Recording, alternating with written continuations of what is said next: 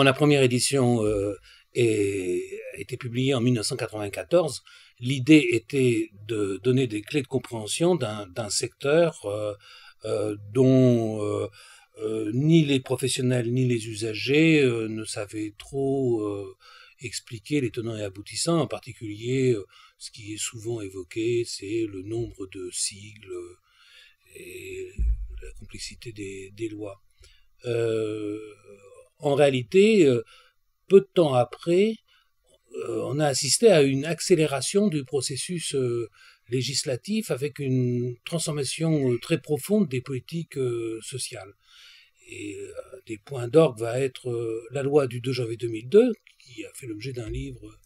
que j'ai fait avec Jean-François Bauduré. Mais ensuite, on a suivi une cadence dans les lois importantes pour le secteur, à peu près de l'ordre de la cadence des rééditions du guide, c'est-à-dire tous les 2 ans. C'est à la fois la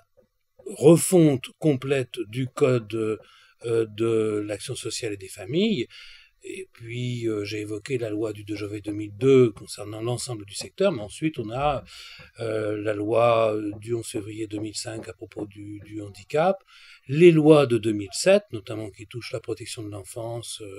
et puis la protection des majeurs, et puis la loi hôpital, patient, santé, territoire en 2009. Donc on a toute une série de dispositions qui témoignent d'une volonté politique de transformation radicale de ce secteur. On a à la fois beaucoup de dispositifs qui se modifient et puis également des catégories professionnelles, puisque les diplômes sont pratiquement tous réformés à partir de 2004 en raison de la mise en place de la validation des acquis de l'expérience, pour en arriver à aujourd'hui où il est question de refonder le travail social, donc de passer à une nouvelle étape. Il y a une constante dans le secteur social et médico-social qui est au-delà de sa complexité apparente, qui peut donner une impression de désordre, en fait une construction qui procède de la volonté d'apporter les réponses les plus adéquates possibles à des problématiques clairement identifiées. Autrement dit, ce secteur s'est construit par repérage de catégories de publics